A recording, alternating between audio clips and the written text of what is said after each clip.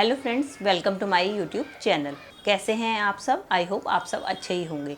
जैसे कि दिवाली की तैयारियां शुरू हो चुकी हैं और हमने धीरे धीरे अपने घर की सफाइयां भी ख़त्म कर ली है और हमने धीरे धीरे दिवाली की शॉपिंग भी करनी शुरू कर दी है।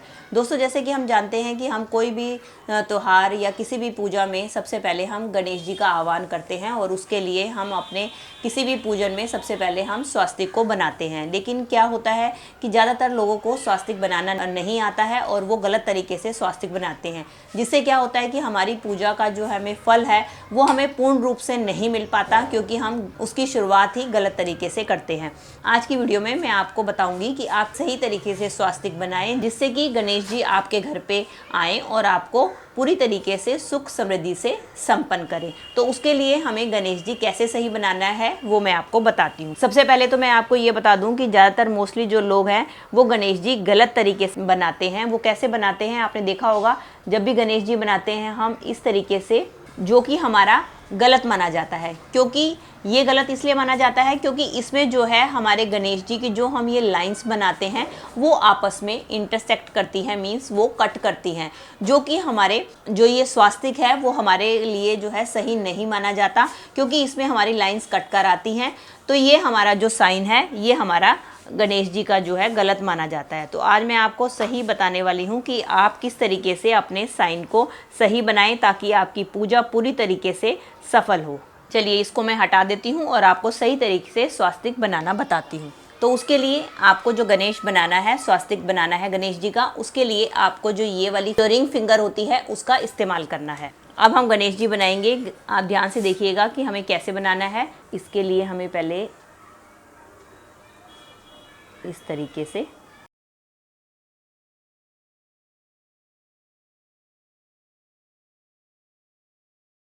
अब हम क्या करेंगे, अब हम फिर से एक लाइन खींचेंगे यहाँ पे और इस लाइन से इस लाइन को जोड़ देंगे। अब आपने देखा है कि इसमें मैंने लाइन को बिल्कुल भी आपस में कट नहीं किया है।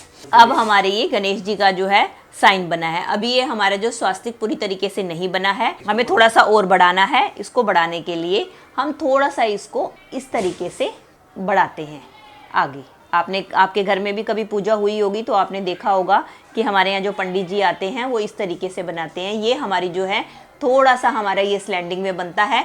ये हमारी बनती हैं 4 दिशाएं, ताकि हमारे गणेश जी जो हमारे घर आए वो चारों दिशाओं से हमारे घर में प्रवेश करें। और उसके बाद हम लगाते हैं इसके अंदर ये 4 डॉट्स।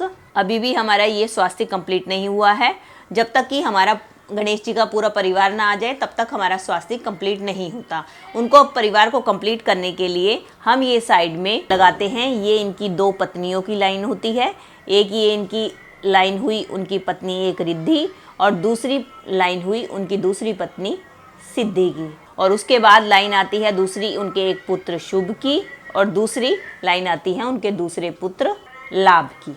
ये देखिए, ये हमारे गणेश जी अब बिल्कुल संपूर्ण स्वास्तिक बनकर तैयार हो गया है हमारे गणेश जी का। आप जब भी अपने घर में लक्ष्मी पूजन करें या कोई भी आपके घर में जब भी किसी त्योहार पे कोई पूजा हो और जब भी आप स्वास्तिक बनाएं तो आप स्वास्तिक को इसी तरीके से बनाएं ताकि आपको इस स्वास्तिक का आपको पूरा लाभ मिले और गणेश जी आपके घर में चारों दिशाओं से आपके घर में आगमन करें और आपको सुख समृद्धि प्रदान करें। चलिए फ्रेंड्स, मैंने आपको गणेश जी का तो बता दिया कि आप गणेश जी का कैसे आह्वान करेंगे।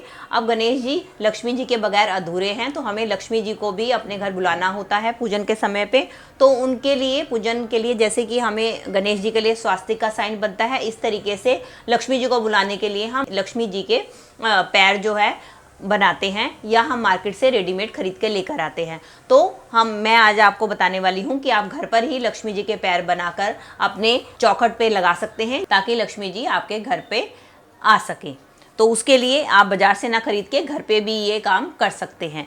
तो उसके लिए आपने क्या करना है, आपने लेना है इस तरीके से सिंदूर। उसके लिए हमें लेंगे अपना लेफ्ट हैंड साइड और इसके बाद हमने इसको डिप कर लेना है अपने इस सिंदूर में, और इसके बाद हम इसको अपने पेपर के ऊपर छाप लेंगे। इस तरीके से अपने पेपर के ऊपर हम लगा लेंगे।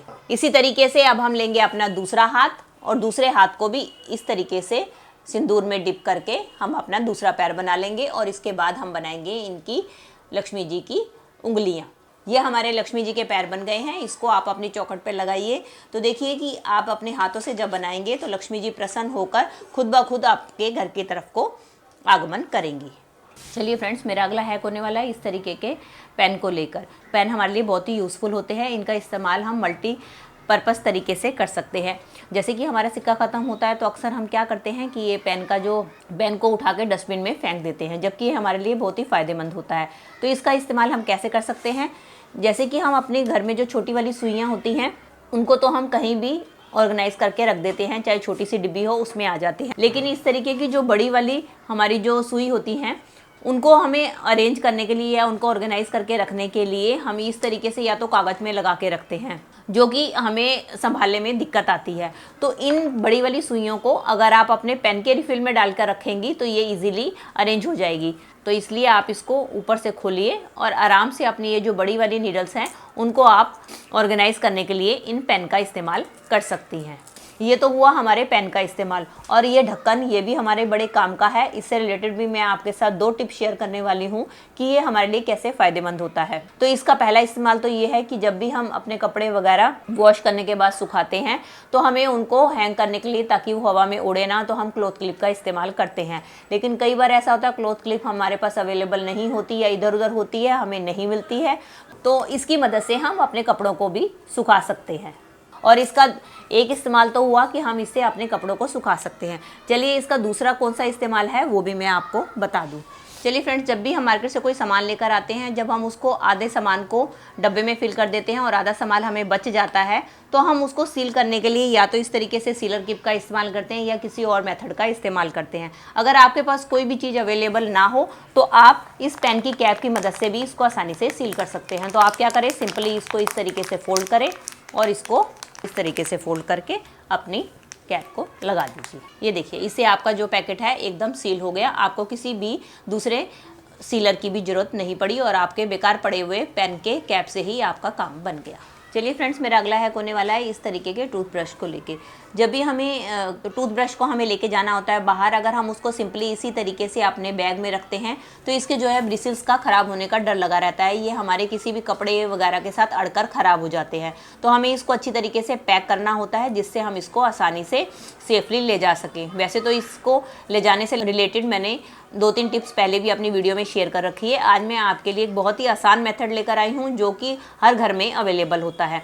जब आपके पास कोई भी कुछ ना मिले आपको इसको ले जाने के लिए, तो आप क्या करें, तो इस तरीके से फॉयल रैप के पेपर तो हमारे घर पे इजीली अवेलेबल होते ही हैं। तो आप क्या करें, थोड़ा सा लें फॉयल पेपर और अपने टूथब्रश का ये जो ऊपर वाला हिस्सा है, इसके जो ब्रिसल्स हैं, इसको आप टूथब्रश की मदद से इजीली पैक कर लें। अब आप इसकी मदद से अपने ब्रश को अपने बैग में डालिए या अपने सूटकेस में डालिए, कहीं भी डालिए, इसकी मदद से आप ले जा सकते हैं। इससे आपके ब्रिसल्स जो हैं बिल्कुल भी ख़राब नहीं होंगे। चलिए फ्रेंड्स, मेरा अगला हैक होने वाला है इस तरीके के शूज़ को लेके, या कोई भी शूज़ लेके, या बैलीज, लेडीज़ की जो बैलीज होती हैं, शूज़ होते हैं, वो अक्सर जब भी हम मार्केट से नई खरीद कर लेकर आते हैं तो सबसे बड़ी प्रॉब्लम हमारे साथ ये आती है कि वो हमें जो है पीछे से काटते हैं, जिसके कारण हमारे पीछे की साइड पे घाव हो जाता है और वो काफ़ी दिनों तक ठीक नहीं होता, जिसके कारण हमें चप्पल से अपना काम चलाना पड़ता है। गर्मियों में तो चलो चप्पल से काम चल जाता है, लेकिन सर्दियों में दिक्कत आती है कि हम अपनी बैली या शूज़ नहीं पहन पाते हैं। तो उसके लिए मैं बहुत ही बढ़िया हैक लेकर आई हूँ आपके लिए, जिसको देख के आप कहेंगे कि काश ये आपने पहले क्यों नहीं बताया। तो उसके लिए आपको क्या करना है, उसके लिए आपने लेना है इस तरीके का सैनिटरी पैड, जो कि हर लेडीज़ के घर पे